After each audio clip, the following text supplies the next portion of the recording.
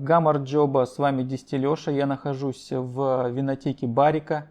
Она находится в испанских кварталах в Новой Москве. С любезного позволения Сергея, обращайтесь в Барику, обращайтесь к Сергею. Он всегда очень внимательно вас выслушает, подберет вино или крепкие напитки на ваш самый изысканный вкус. Мы много знаем о итальянской граппе, кто-то даже пробовал ее. Кто-то был в Испании, пробовал аруха, кто-то был в Греции, пробовал ципура, на Кипре зиванию, на Балканах ракию, паленку в Венгрии, писка в Перу.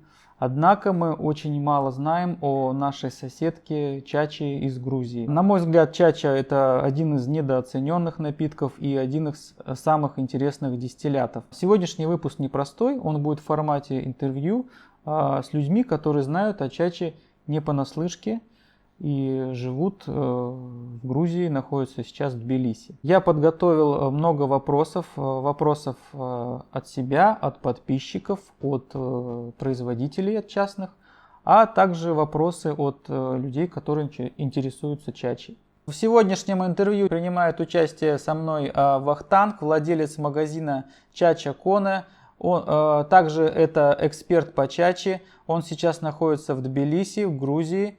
Здравствуй, Вахтанг. По-русски мы говорим здравствуй тому, кому мы желаем здоровья. Здравствуй, Алексей. Здравствуй. Здравствуйте все зрители канала Дистилеша. Кагимарджот. Кагимарджот это наше здравствуйте. Это в прямом переводе значит за твою победу.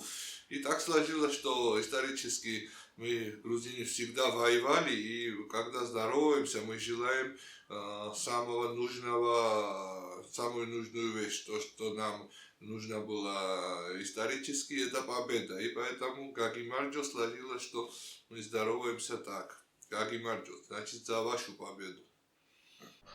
Очень интересно, спасибо. Первый вопрос, который я хочу задать, конечно же, о том, что такое чача, когда и как она появилась, и является ли Грузия родиной чачи, или она распространилась по территории Северного Кавказа приблизительно в одно и то же время. Однозначно, что можно сказать, это Грузия, про Грузию, что это родина чачи, чача это географическое название виноградного дистиллята, которое выращивается в Грузии, того винограда, который выращивается в Грузии, зарегистрировано в Сакпаценте. Когда появилась и сколько лет или веков дистиллируется, точных данных у меня нету, но поскольку у нас 8000 лет истории виноделия на этой волне, я думаю, скоро уже начали дистиллировать и чачу и спиртные напитки. Чача это дистиллят из винограда и жмыха, можно и жмыха и вместе с вином. И это перебродившая масса винограда и вина, которая потом дистиллируется по правилам и получается напиток чача. Как в нескольких словах можно описать производство чачи? Вино вместе со жмыхом держится в квевре, это глиняный кувшин древний грузинский, и потом отделяется вино и чачу вместе с дном вина, это жмых, дистиллирует уже пробродившую эту массу. И методы дистилляции тоже разные, но в основном это обычный дистиллят. Из этого жмыха получается пар, и из этого пара получается чача. То есть вино сливается с осадка, да, а все остальное дистиллируется вместе со жмыхом, правильно? Да, вы потом, как я знаю, у вас есть картина Квеври, вместе с вином, да, и там хорошо видно, какие части вина берут для вина и какие части вина оставляют для чачи. Часть вина, дно самое, оставляют для чачи, чтобы дистиллировать вместе со жмыхами. Да, сейчас мы показываем как раз картинку зрителям. Ладно, дальше. Чем чача отличается от других виноградных дистиллятов? Довольно популярный вопрос у нас в России, часто спрашивают. Если этот вопрос задают сами дистиллеры, значит они имеют в виду метод дистилляции. Если простые потребители задают этот вопрос, тогда они имеют в виду вкусовые качества. Я начну со вкусовых качеств. Вообще дистиллят, вкусовые качества дистиллята намного зависит, почти на 80% от вкусовых качеств того продукта, что перегоняется, да. И то, что здесь вино очень разнообразное, то, что чача у нас хранится вместе с вином, и это то, что нашу чачу потом делает уникальной, в квевре это дает преимущества и такие вкусовые качества, которые я не встречал в других дистиллятах,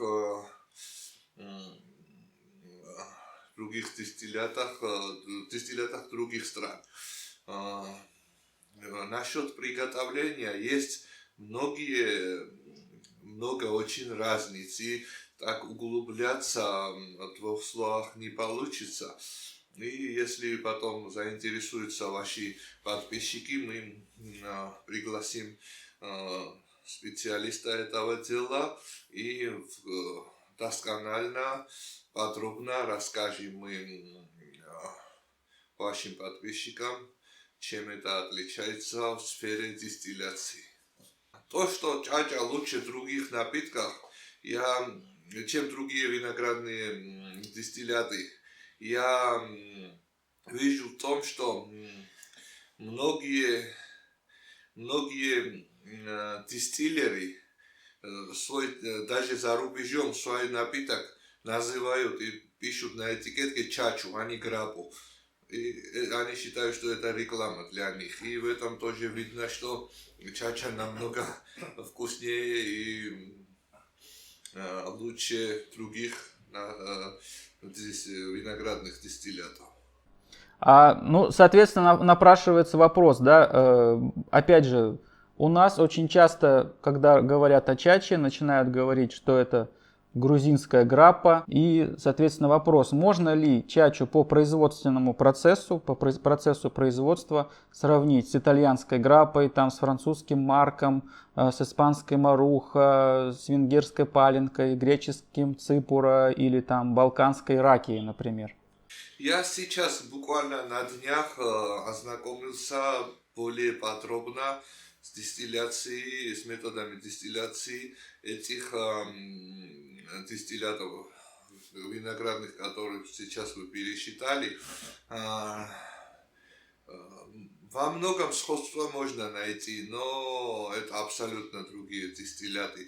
Так как то, что вы перечислили сейчас, отличаются друг от друга, чача намного больше отличается от этих всех. Насколько я понимаю, нигде, кроме Грузии, не делается дистиллят именно вот остатка вина со жмыхом. То есть вот именно вот этой мезги. По-моему, нигде не делается. Вот я так вроде посмотрел. Нет, делается, но эту мезгу сушат и потом заново начинают процесс брожения. Да, если вы в это имеете. Да, у нас это в квевре вместе с вином сбраживается и потом дистиллируется. Это одно различие. И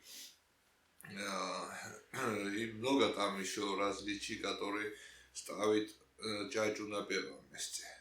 Я надеюсь, у нас среди подписчиков найдется кто-нибудь, кто может привести такой пример и в комментариях напишет об этом обязательно. Да, это такая большая тема, что для дистиллеров в двух словах трудно объяснить. И Потом можно, если заинтересуются ваши подписчики, сделать еще записи подробно о дистилляции и о возрожденных методах и о новых методах, обо всем поговорить. С теми, тот, кто дистиллирует, с практикующими. Хорошо, спасибо. Следующий вопрос. Классическая чача это всегда, то есть подытоживая, да, классическая чача это всегда переброженный осадок вина с мезгой или могут быть какие-то шаг влево, шаг вправо, например, перегонка чистого вина? Нет, чачей должно называться, если там участвует мезга. Можно вместе с вином, делают и без вина, но хорошая чача должна быть чуть-чуть с вином. А то, что перегнанное вино, здесь употребляются как в производстве коньяка, который очень большие традиции у производства коньяка здесь. И я думаю, потом у вас вопрос будет, где мы это можем еще широко сказать об этом. Но чистое вино перегнанное чачей не может называться. Там должна участвовать обязательно мезга. Окей, тогда опять же напрашивается следующий вопрос. Это вопрос от дистиллеров, наверное, больше. Ведь это довольно сложно, да, перегонять мезгу. Как, собственно говоря, дистиллеры будут или борются с перегоранием этой мезги при дистилляции, особенно при прямом нагреве? Да, хороший вопрос, актуальная тема.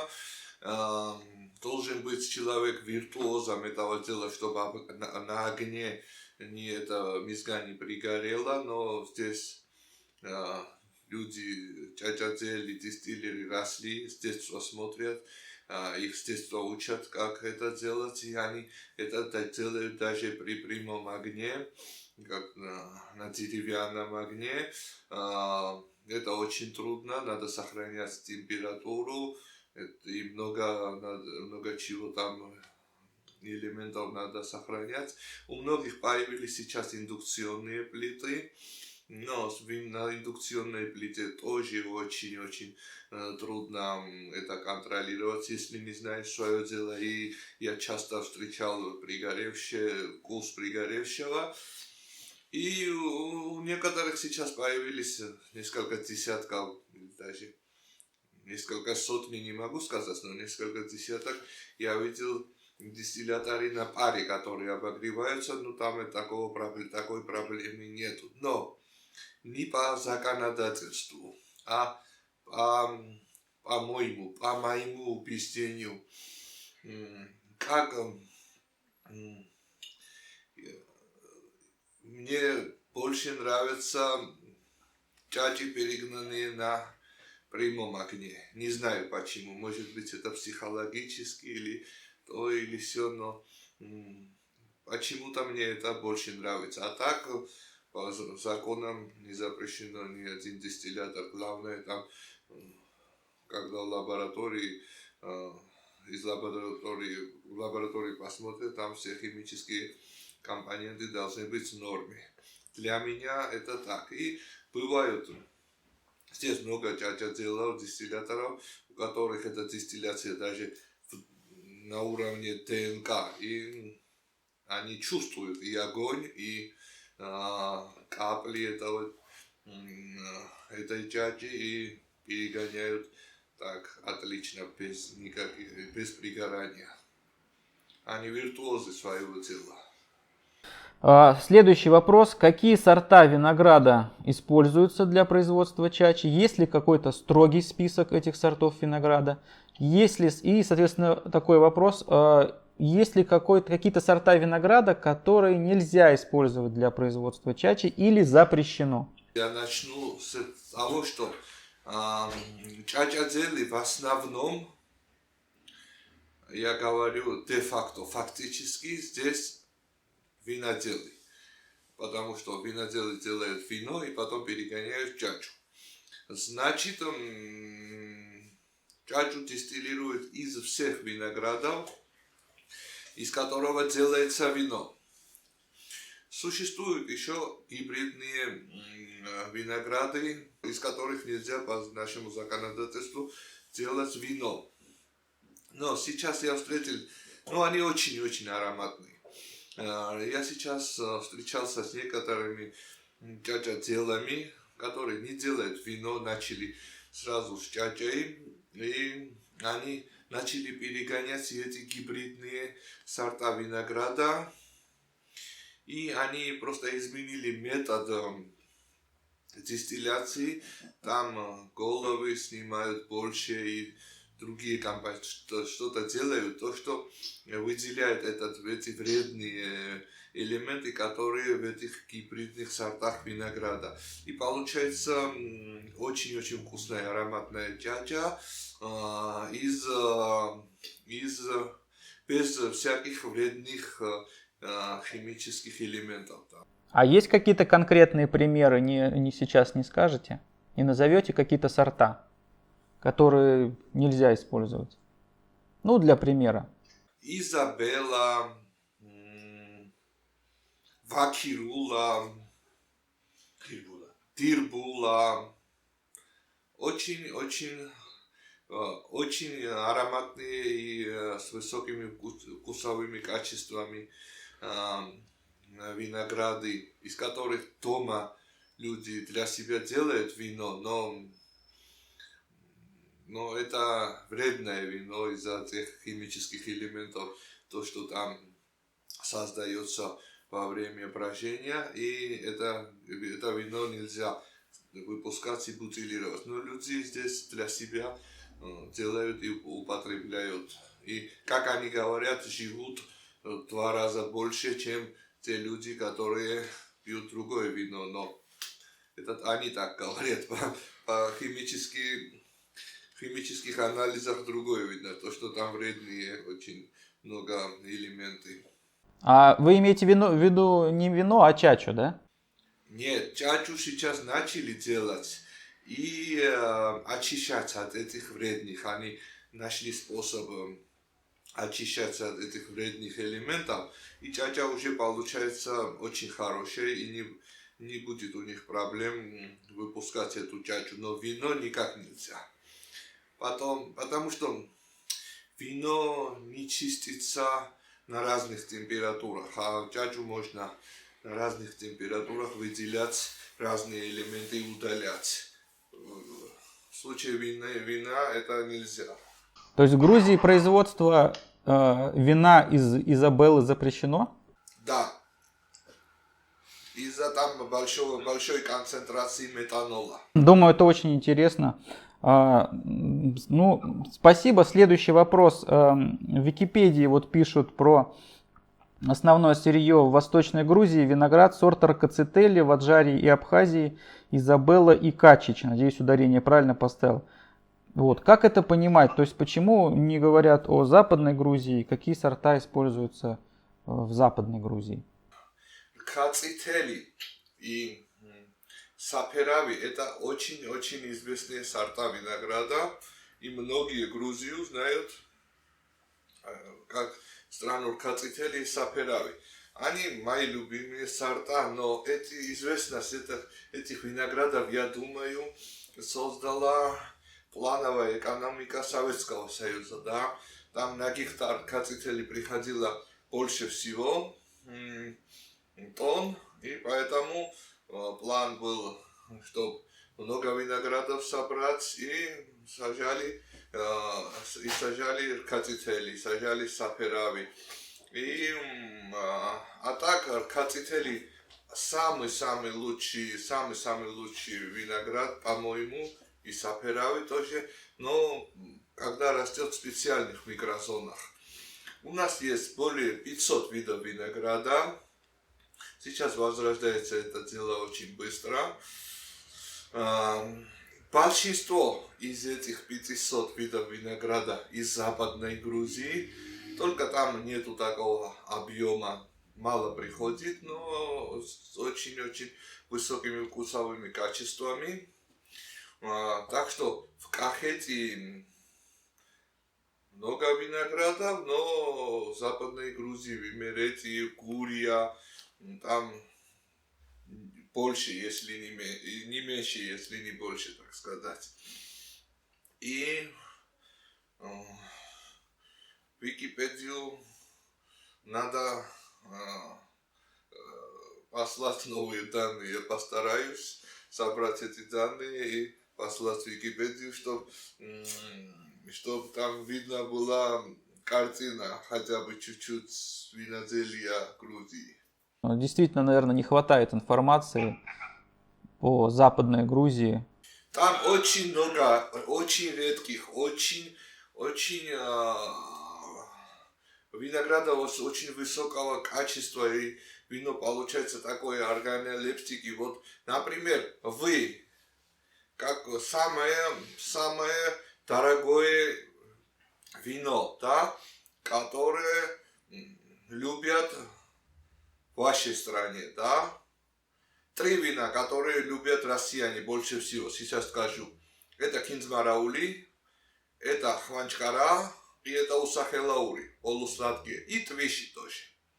Из этих только кинзмараули, это из Кахетии, Восточной Грузии, значит это Саперави, микрозоны кинзмараули, а хванчкара, усахелаури и твиши, все трое из Западной Грузии. Значит, если судить по вас, вы знаете, у вас популярно больше всего 4 вида вина, сорта винограда, вино из 4 сортов винограда, да, и 3 из Западной Грузии, из этих 4.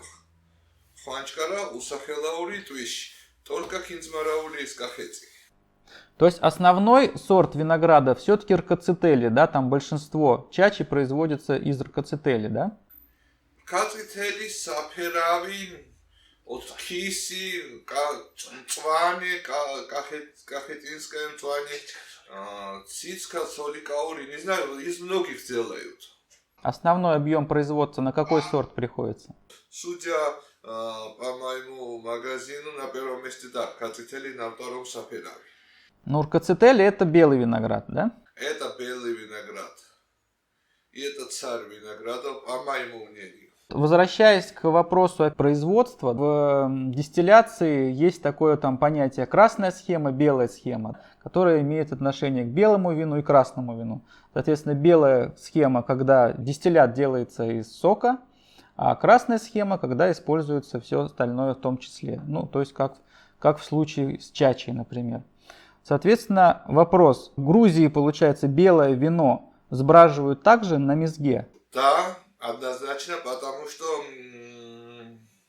это грузинский метод виноделия, так называемый грузинский. В Европе это отделяется, но еще есть оранжевое вино. Когда белое вино в квевре вместе с мезгой, когда делается, уже становится вино оранжевым, вино из квеври, и это тоже делается вместе с мезгой. Я так понимаю, что вот этот метод, когда белое вино, ну и вообще вино сбраживается на мезге, называется кахетинский метод. Или поправьте меня. Да, это так. Но еще есть метод квеври. В квеври это по всей Грузии делается на мезге, только в квеври. Белое вино на мезге в квеври, это метод квеври, и во всей Грузии делается. А без квеври на мезге в других посудах называется кахетинским методом, если я не ошибаюсь, так теоретически. То есть если мы выдерживаем белый виноград на мезге в квевре, то это уже не кахетинский метод, правильно? Да, вино из квеври, оранжевое. А в других посудах, да, на мезге, это уже белое вино по кахетинскому методу. Я так думаю, я так знаю, я не профессионал в этом, и просто мое мнение. Следующий вопрос. Есть ли деление чач на белые сорта винограда и красные сорта? Есть ли какая-то официальная классификация? Нет, официальной классификации и такого деления у нас нету, но сами производители делят и гонят чачи с разных виноградов отдельно, и потом пишут, что это чача из хацицели на этикетках, это чача из саперави, это чача из киси или из хихви, или это купаж пяти виноград, и они сами разделяют это. Так по законодательству нету. Есть ли строгий регламент при производстве чачи? Должна ли быть обязательно мезга и именно из квеври? Мизга должна быть обязательно, но не обязательно из белого винограда. Из красного винограда, из всех виноградов, из которых делается вино. Ну, а должна ли быть это обязательно чача, которая делается из вина, которое было в квевре, выдерживалось в квевре? Такого обязательства по законодательству нету, но из квеври, мизги из квеври делается лучше и вкуснее чача, и производители пишут на этикетках, и это их реклама и отличие от других чач. Это делает их продукт особенным.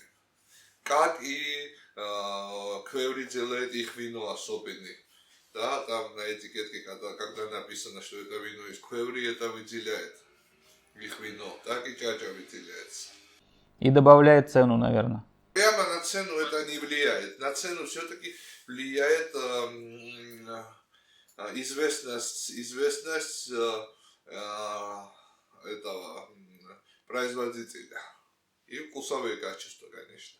Следующий вопрос. Добавляется ли на какой-либо стадии производства вода, сахар, дрожжи?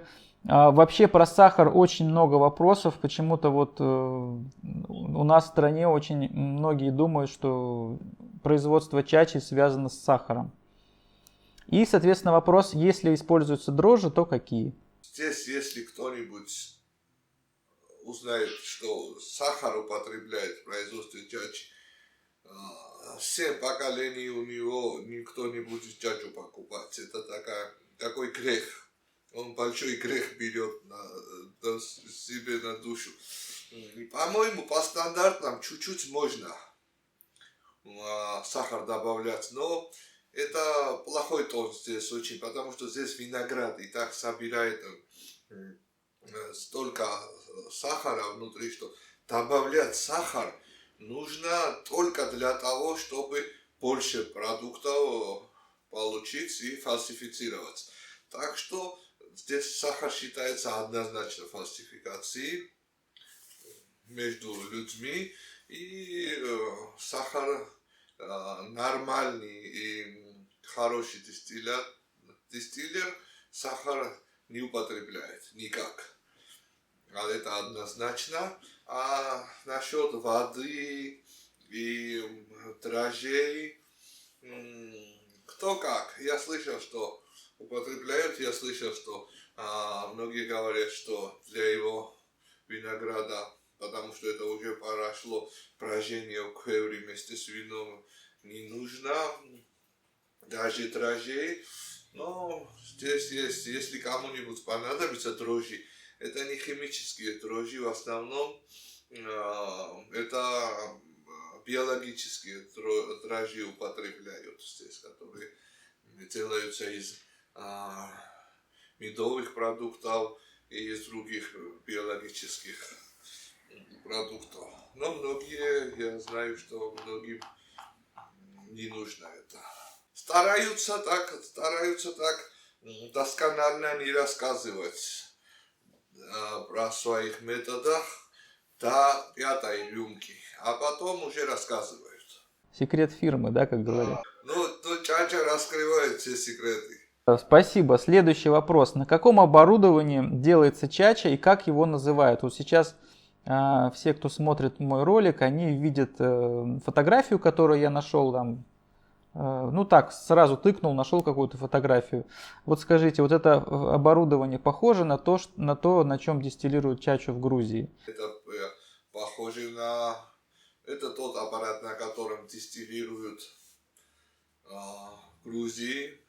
Даже самые известные и самые дистиллеры, которые делают самые хорошие чачи, несколько из них имеют возможности купить другие дистилляторы, но не покупают, потому что они верят, что здесь дистиллируется лучше всего чача.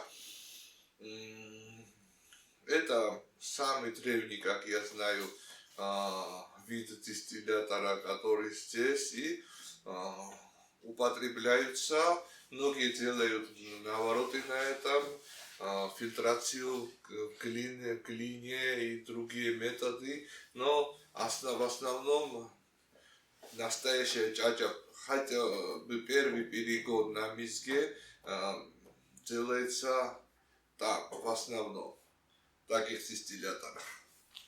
Но это берет в 10 раз больше времени, это берет в 10-100 раз больше нервов, чем другие автоматизированные. Но эти чача-цели продолжают этим пользоваться, потому что они верят, что здесь получается лучше чача, чем в других дистилляторах. Знаете, тут вот, ну, если в Ютубе, ну, сейчас посмотреть, там, поискать по производству чачи, то самый популярный ролик от Териэли Павлиашвили, и он там показывает, как он где-то в саду, что ли, делает чачу. Я не знаю, видели вы его или нет. Вот. И он называет этот аппарат кастрюля, ну, по-русски.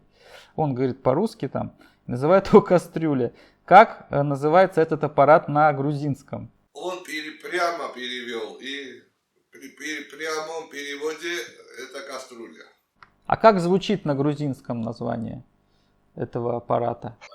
Кваби. Кваби. Да, но это не кастрюля. Вопрос следующий, опять по производству. При производстве чачи используется исключительно медное оборудование или нет? Традиционно да. Исторически традиционно да. Но сейчас одно возродили дистилляционные аппараты из глины, квеври дистиллируют. Очень одна семья в основном и многие. Потом несколько дистиллеров взяли у них, дистиллируют тоже из квеври. И еще я встречал, что эти кастрюли, нижняя часть, из нержавейки, а пар обязательно и однозначно должно проходить в этом меди, да. Но исторически весь аппарат был из меди, но сейчас медь дорого стоит, и можно нижнюю часть из нержавейки делать, а пар однозначно и обязательно должен пройти этот медь. То есть шлем должен быть обязательно медным? Да. Вахтанг, сколько раз перегоняется мизга? Мизга, значит, чача перегоняется минимум 2 раза. Многие, как я знаю, перегоняют и 3-й раз. Это когда делают дистиллят, да, чачу. В основном 2, в разных случаях 3-й раз тоже перегоняют. Это по их убеждению как лучше. Но я встречал людей, которые перегоняют 5 раз или даже 6, если я точно помню, но это не традиционный метод, они делают из чачи спирт, и получается ректификат. Это делается очень-очень хороший дистиллят, и потом во многом можно это использовать и в джинах, и в коктейлях, и очень-очень хороший эффект дал это. Но это не дистиллят такой, традиционный. А до какой крепости там могут выгонять? 96 я видел, и потом разбавляют, и очень интересный продукт получается. Но это уже ректификат. А так, это дистиллят максимум 300. А как отбирается тело при перегонке? Ну, тело, сердце, хвосты, головы. В основном старые, такие традиционные дистиллеры я видел, встречал, они чисто по запаху и органолептике это решают по-разному. даже без спиртометра могут это определять. Но так сейчас уже формулы вошли, да, 10% абсолютного спирта, потом целое, и потом, да, некоторые на 60 останавливают, некоторые от 60 до 45 градусов, разные варианты схемы я встречал, и так тоже делают. Ну, включая тоже органолептику. Но раньше, что я видел, там чисто по запаху и по органолептике это все решали. В каких бочках выдерживается чача и нужна ли чаче вообще бочковая выдержка? Начнем с того, чтобы вопрос был, чтобы ответ был полным. Я начну, что до выдержки я скажу так, что чаче после дистилляции нужно отдохнуть. Минимум 3 месяца, как я смотрю, по моей практике, и до года тоже. Там идут органические процессы, и чача растет и лучше становится. Бочковая выдержка не обязательно. Это кому как нравится. Считается, что бочка исправляет ошибки дистилляты, но я так не думаю, может исправляет, но не из-за этого в бочках держат, это дает свои вкусовые качества хорошие тоже. Чтобы по законодательству, чтобы считалось, что выдержанное написать в бочке дистиллят и чачу, это должно храниться там минимум 3 месяца, но это не обязательный процесс. В классическом виде, в белом виде тоже очень хорошая чача получается, и многим это больше нравится. И еще насчет выдержки я должен сказать, что исторически эти бочки поздно появились в Грузии.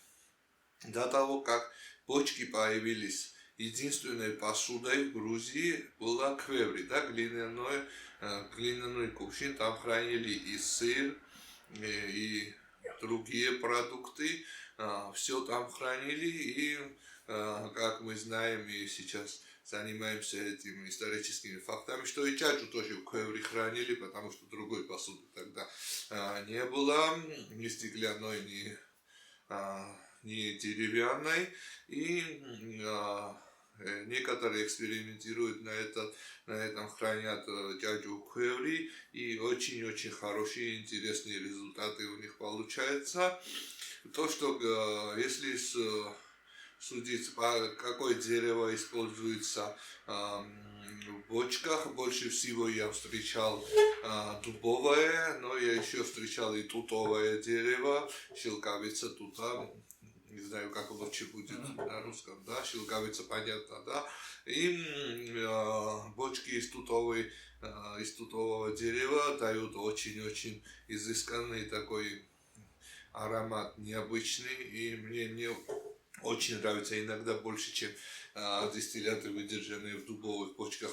Больше нравится иногда мне дистилляты и чачи, выдержанные в тутовых бочках. Дубовые бочки это кавказский скальный дуб, да? И кавказский, и французский, и американский, и русский. Но это девственные бочки, то есть это не из-под бурбона, там, не из-под чего-нибудь, не из-под виски. Да. Еще одно. Да. Поскольку в случае чачи, да, чачей занимаются виноделы, у многих такая практика, что они сначала свое вино держат в бочках, потом не моют эти бочки и заливают туда чачу и выдерживают чачу в этих бочках. И эта чача берет еще и аромат этого вина из этих бочек. И получается очень вкусный и интересный дистиллят. А в Грузии есть свои бандарни, да, по производству бочек? Да. Маленькие, но есть. И поскольку фишка здесь и главное квеври, грузинский рынок грузинскому рынку хватает эти маленькие бочковые производители. Я слышал, что чачей называют еще и фруктовые дистилляты. Вкратце расскажите, пожалуйста, как их делают и какие фрукты используют. Да, чачей называют и фруктовые дистилляты, но это сленг, или, как сказать, издавна так называли, но по законодательству чачей может называться только виноградный дистиллят, о чем мы разговаривали. Уже перегонка проходит, делается из многих фруктов, из меда тоже, перегоняют даже цветы здесь. И поскольку все эти продукты здесь очень-очень вкусные и почти биологические, почти биопродукты, потому что здесь их очень много и отличаются своими вкусовыми качествами, эти дистилляты, эти, так сказать, фруктовые и медовые чачи тоже получаются очень-очень вкусными, потому что делаются из вкусного продукта и органические, и полезные. И делают еще джин. Джин делают, очень можжевельник здесь у нас растет, и получается очень вкусный джин. Один производитель, который делает джин, с кем у меня очень тесные отношения, он почти все мировые призы выигрывает своим джином. И джин тоже очень известный и популярный здесь, в Грузии. Просто Грузия колыбель вина и чача известна более за границей как фишка и продукт Грузии, но я читал исторические документы, где написано, что в 18 веке уже в Гурии, в западной части Грузии, бурбон делали, бурбон гнали, и у нас здесь традиции всех дистиллятов очень давние, в том числе и коньяка, потому что здесь Грузия неизвестна в постсоветском союзе как страна-производитель коньяка, потому что более известна Армения, но здесь был построен первый завод коньяка Давидом Сараджишвили, и потом уже Сараджишвили сделал филиал в Армении, и там научил армянских друзей делать это, но маркетинг у них получился лучше, и сейчас армянский коньяк известен больше, но это было создано позже, этот завод, чем у нас производился и сделано нашими специалистами. Так что мы отцы армянского коньячного производства. Ну да, только Сараджишвили Я не говорю, учился что во Грузия Франции. колыбель коньяка. Есть просто большие традиции. Но колыбель виноделия, чачаделия, иноземных зерновых культур, из которых варят сейчас очень интересное пиво, крафт-пиво, очень интересные дистилляты делают. Колыбель этих является Грузией, но наши отцы во Франции научили нас в колыбели коньяка, научили нас делать коньяк, и мы сыновья, а армяне внуки. Потому что мы Цалатанов, я их всех уважаю. Просто правда есть правда. Ну, следующий вопрос про крепость. У нас почему-то часто задают этот вопрос. Какой крепостью классическая чача? Значит, да, мне тоже очень-очень часто это задавали, этот вопрос. И некоторые приходили и говорили, что мне нужно чача 60 градусов, и потому что, как мне сказали, настоящая чача 60 градусов. Но это, знаете, как сказать, что настоящая елка 15 метров. Это же абсурд. Чача может быть и с 40 до 80 градусов. выдержанная, невыдержанная, все разного вкуса, но все настоящие. И я думаю, надо бросить эти стереотипы, приехать сюда, все попробовать и потом решить, какая из настоящих чач больше к вам подходит. Какая длина у настоящей елки? Примерно такой же вопрос. Расскажите про мацерацию. Какие-то современные тенденции, может быть. Начали, да, сейчас мацерацию очень-очень так многих уже встречал, которые начинают мацерацию, начинают мацерацию и дистилляцию вместе, мацерируют фрукты на перегнанной джаджи, гонят вместе джаджей, разные варианты. Настаивание тоже очень популярным стал здесь. Как раз в Западной Грузии одна хорошее маленькое производство Бетисеули сейчас около 20, я думаю, видов чач у них мацерированных на разных фруктах и потом настойные мацерируют чачаины, есть такое маленькое производство. И разные фрукты дают очень-очень интересные тоны и ароматы и чачам, и фруктовым дистиллятам. Я видел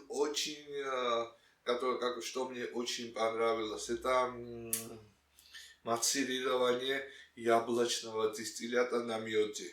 Это вышло очень интересным дистиллятом, и даже сейчас помню вкус, удивило меня даже. Это как шеф-повар, да,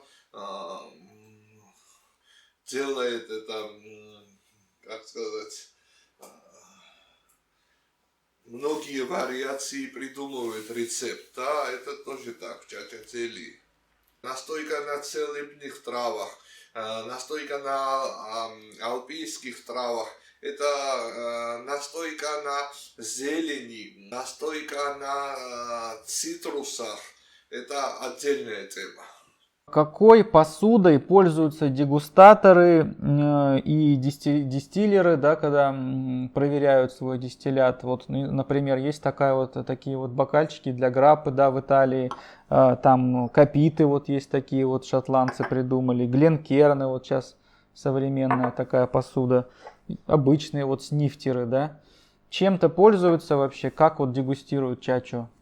Да, при перегонке я видел, они органолептику на руках. То есть растирают, да? Да.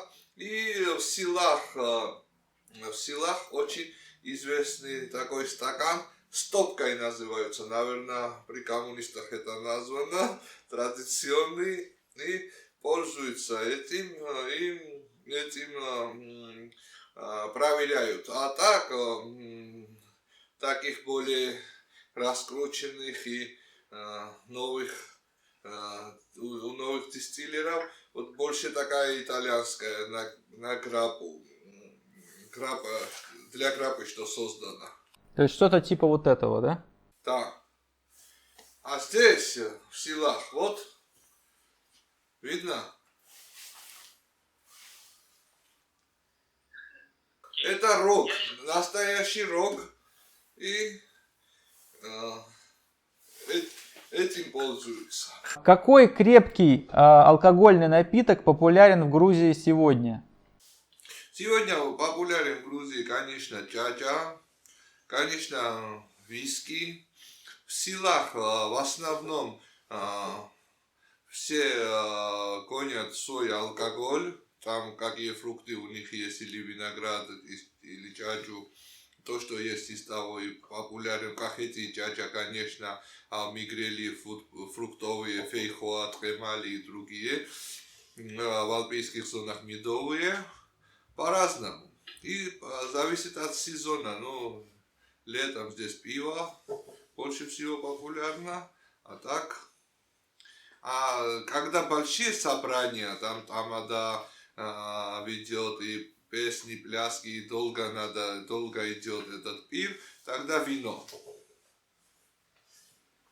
Потому что если чачу и крепкие там будут пить, скоро кончится это мероприятие. Какие еще интересные дистилляты делают в Грузии и какие, может быть, нравятся лично вам больше? Зерновые сейчас новые очень мне нравятся. А, Зерновые очень нравятся, фруктовые очень нравятся. Этим мацераты сейчас новые, что получились, очень нравятся.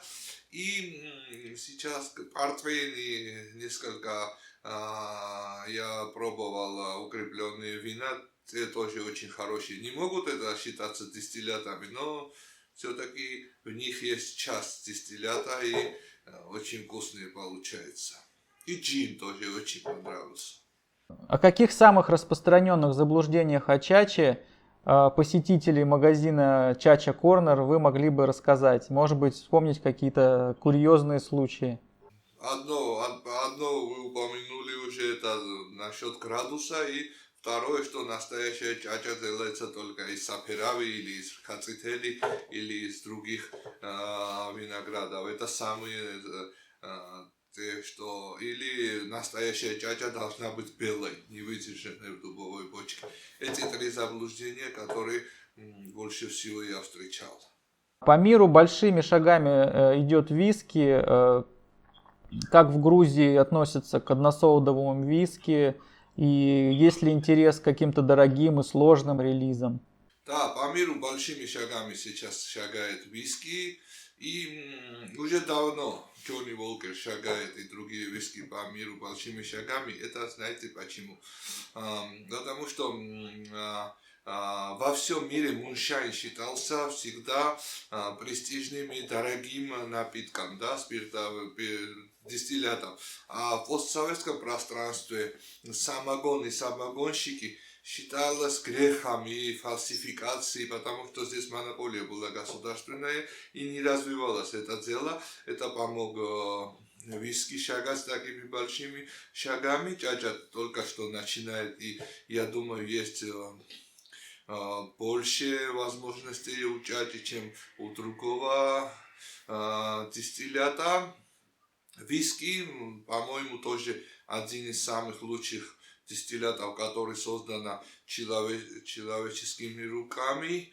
Но чача это божественный дистиллят. Виноград это божественный фрукт. У нас на иконах это изображено.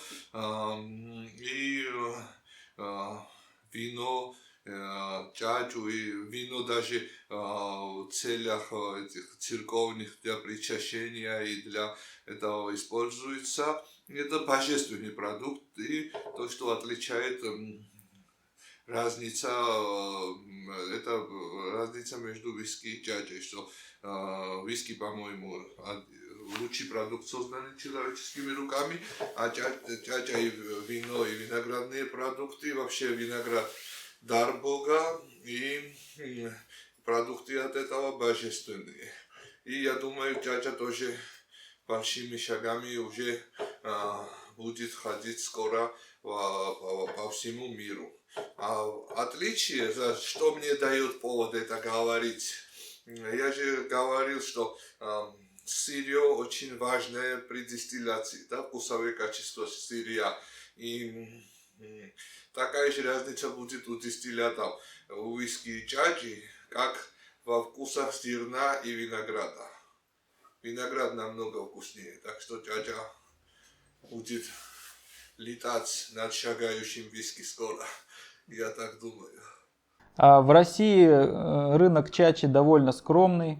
У нас здесь продается российская фанагория, абхазская ачамчира, азербайджанский, значит, джиоргоба, и из Грузии только асканелли. Что-то пробовали из этого, и если не географически, то по процессу производства можно ли называть эти напитки чачей? По процессу производства я могу сказать, что чачей может называться только осканели по законодательству, но все-таки это заводской продукт, очень вкусный, очень качественный, но в моих убеждениях чача это продукт крафт, handmade, так сказать, и лучше, если пробовать в Грузии, наверное, домашнюю чачу, маленьких виноделий.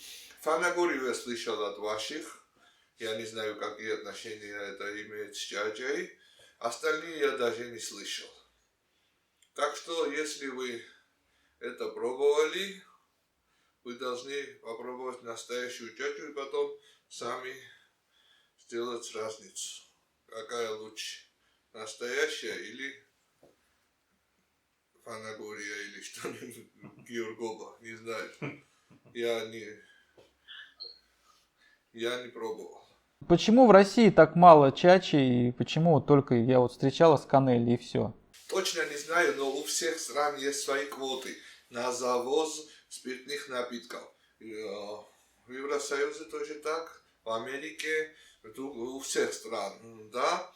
По-моему, у России тоже такие квоты и более строгие, чем, например, у Америки и Евросоюза в отношении к нам, я думаю, поэтому это причина единственная.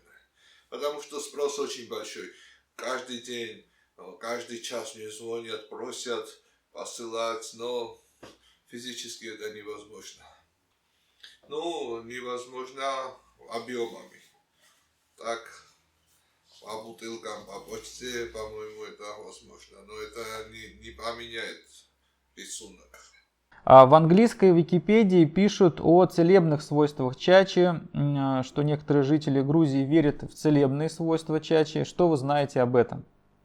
Я скажу то, что знаю, потому что рекламировать и исследовать алкоголь и целебные свойства, это, по-моему, против законодательства, и это не делается. Но я встречал очень хорошие настойки на чачу, чем лечатся люди и реально лечатся от разных заболеваний. Я в горах видел долгожителей за 100 лет, которые утром натощак кушают маленький сыр, и потом через 5 минут чачу высокоградусную, говорят, что этот сыр собирает в их желудке все вредные микробы, и чача их уничтожает, и они всю жизнь это делают, и они отлично себя чувствуют. И многие рецепты я видел, смотрел, знаю, но это научно не доказано. Насколько Запад знаком с чачей? Импортируется ли чача в Европу, в Америку, еще куда-то, в Юго-Восточную Азию, может быть? Европа, Америка все больше и больше спрос есть и посылают, потому что там растет это вместе с тем, что растет популярность чачи и растет популярность кфеври, чача продукт, один из продуктов кфеври, еще там спрос очень растет на биологические продукты, и не с каждым годом, с каждым месяцем растет экспорт в Европу и в Америку. В Европе есть такие маленькие еще экспортеры, например, у них свой сайт грузинской чачи, вот в Германии, в других странах Евросоюза я видел, я с ними знакомый, они приходят к нам, покупают или пробуют, и они выносят, год, 2000-3000 бутылок, маленькие партии этих крафт handmade чач, и целый год потом с интернета продают. Таких очень много и очень много становится. Многие малые предприниматели делают это дело. Свой онлайн-бизнес у них есть. Так что есть и такой большой экспорт, и есть такие маленькие экспортеры, которых много очень. И хорошо зарабатывают на этом. У вас есть напиток, кстати говоря? Есть что-нибудь в рюмке или в бокале? Давайте я тоже налью то, что у вас налито. Да, это ваша, кстати, чача, да, вы ее, я так понимаю, разливали. Пандемия помешала, не смогли мы свою линию выпустить этих чач, но я думаю, потом сможем. Экспериментальные варианты есть у нас много. Да, вот Эта бочка какая? дубовая. У нас в России говорят за здоровье, в Шотландии там чирс, сланджи. Как говорят в Грузии? Какой марджос? За нашу победу. Гаги Марджос, Вахтанг. Какой марджос?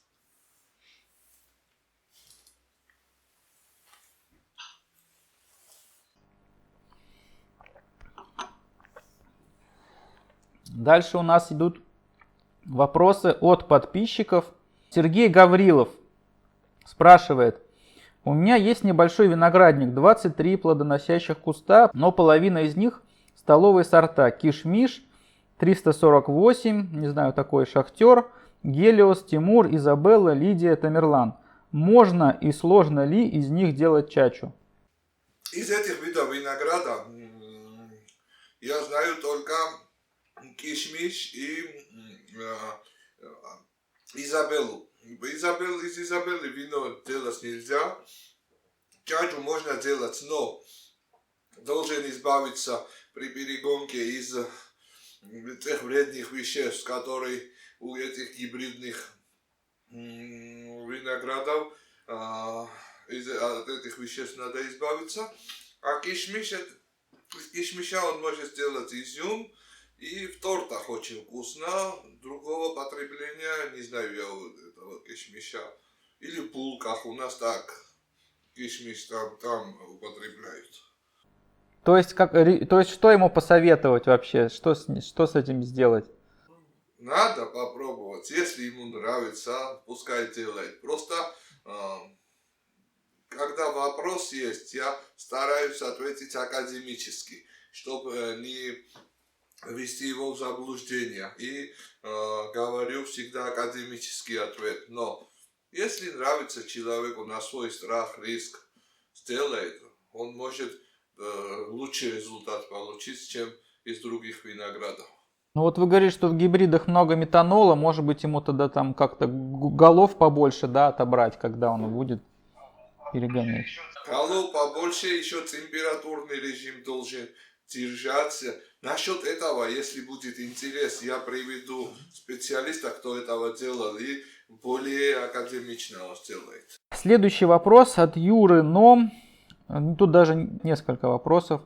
Интересен выбор современных винокуров по части применяемого оборудования. И как к нему пришли шлемы, барботажные колонны. По-разному. Шлемы я не встречал при перегонке. У чачаделов я это видел более у тех, кто перегоняет зерновые культуры, гонит зерновые культуры. А барботажные колонны я видел много и разные, и употребляют очень хорошо. Потому что у чачи такой яркий, насыщенный аромат, что даже в барботажных колоннах, сколько бы тарелок там не было, этот аромат все-таки остается в этом в дистилляте. И некоторые думают, что чачу и дистиллят можно делать только в прямоугольнике, так называемом. Но в барботажных колоннах тоже очень хорошее получается. Спасибо. Вот следующий вопрос от Юры. Есть ли опыт выдержки дистиллята в бочках после вина? Если есть, то как готовили бочку под него? Это, я думаю, то, что я ответил, да, раньше. Сначала вино держат многие виноделы, потом заливают туда чачу, так что не моют эти бочки, и это аромат этих вин, которые там было, забирает чача. Если это красное вино, если это сапера было в той бочке, получается очень-очень вкусная и красивая чача розового цвета, и можно называть его розой. Розе чача розовой тоже, и органолептика и вкусовое качество тоже другое. Так делается, да, практикуется у нас так. То есть бочка никак не обжигается потом после вина, а используется, сразу заливается, да? Даже не моется. Если обжигается, тогда это аромат уйдет вина, и руками не трогают, сразу заливают. Иванов Владимир спрашивает, какой процент сахара допустим в браге, чтобы она продолжала называться чачей? Минус бесконечность. Ни грамма. Ни грамма. сахар здесь, как вам объяснить, как человек смотрят на того, несерьезно смотрят на того дистиллера, кто с сахаром пользуется. Просто несерьезно. Если какие-то проблемы и там мало сахара или в фруктах или где-нибудь максимум, что они могут делать, и это плохо не будет, это прибавить сахар или медом, или соком сладкого винограда. Оба органические био. А то, что рафинированный сахар белый туда кто-нибудь, если грамм хотя бы просит, это уже потом уже на него серьезно никто не будет смотреть. Ясно. Сергей Палич спрашивает, какие пропорции заторов для чачи? Ну, то есть имеется в виду пропорции, видимо, при соотношении мезга-вино, там, да, вот эти вот все дела. И сколько воды добавляется? По-разному. Это трудно здесь ответить. Я думаю, здесь около 30% ваших вопросов, таких вопросов. И если будет одна запись насчет этого технологии дистилляции, я думаю, многие заинтересуются. Потому что по-разному делают. И последний вопрос от Александра Слободья, но он тут уже тоже на него, можно сказать, ответили, но зададим, раз спросил человек. Если не бочка, как и в чем отдыхает чача, какая крепость готового продукта предпочтительней? В бочках чача не отдыхает. Чача отдыхает или в стекле, или в нержавейке, или в хевре, да. Потом выдерживается, если хотят выдержать в бочке, выдерживают в бочках. Сколько хотят, от 3 месяцев до 10 лет можно. Но тогда менять надо бочки. И разное время. А так отдыхает или в стеклянной посуде, или в нержавейке отдыхает лучше всего. Не в пластмассе. После отдыха, да, вот какая крепость там минимально, да, для заливки в бочку? Да, сейчас я вам скажу мой метод, которым я и мои друзья экспериментируем. Это, например, 80 градусов дистиллят, да? 100 литров заливаем бочку, 80 градусов, 100 литров, 50 литров, 100, потом 50 литров и 50 литров воды, второй 100 литров, другую бочку, да? Это получилось 40 и 80, да? Потом эти оба вместе выдерживаются. И потом купажируется, и градус бросается уже выдержанной малоградусной чачей. О, как интересно. Хорошо, что я спросил. Ну, понял, то есть часть дистиллята разбавляется, выдерживается разбавленным, часть при максимальной крепости, да, 80 градусов. А потом разбавляется полученный, вот 80-градусный, разбавляется выдержанным, редуцированным. Да, 1 100-литровая у нас выдерживается 80 градусов, 1 100-литровая 40 градусов. И потом этим разбавляем и снижаем градусы. А про отдых вы, по-моему, говорили, что там чем дольше отдыхает чача, тем она становится там ароматнее, да? От 3 месяцев до года. Чем больше, тем лучше. Особенно в яблочных дистиллятах. Чем больше, тем лучше становится. Вахтанг, я думаю, мы ответили на большинство распространенных вопросов, да, по чаче. И я надеюсь, что мы еще обязательно сделаем выпуск подробнее о глиняной дистилляции, о других видах дистиллятов, о мацерации. Если подписчикам будет интересно, мы обязательно сделаем и такие выпуски. Большое вам спасибо. Я надеюсь, я не ошибусь, если я отражу общее мнение о тех россиянах, кто был в Грузии, что Грузия это сказочная страна, и побывав там, мы оставляем кусочек своего сердца и обязательно возвращаемся обратно. Это обязательно, да, это обязательно. И мы ждем вас всех здесь и удивим вас своими напитками. Один раз пробовать лучше, чем 100 раз слушать. И вам спасибо, я всегда рад во всем помочь, рассказать, пригласить дистиллеров, потому что мир это одна страна уже. Мы на все страны, дистиллеры со всех стран должны обмениваться и методами, и своими этими практиками, и это поможет, твоя передача или твой запись поможет в развитии этого дела. И я думаю, что всем, кто приезжает в Тбилиси, мы, наверное, посоветуем посетить магазин Чача Коне и поздороваться за руку с Вахтангом. Да, предпоследний день перед уездом. Предпоследний день. А почему в предпоследний? Потому что если в первый день они сюда приедут, они ничего потом не будут помнить. Хорошо, спасибо большое. Хорошо, пускай запомнят, и потом уже у нас можно. Хорошо, спасибо большое. Гаги Марджос. Гаги Марджос, мой друг, до встречи.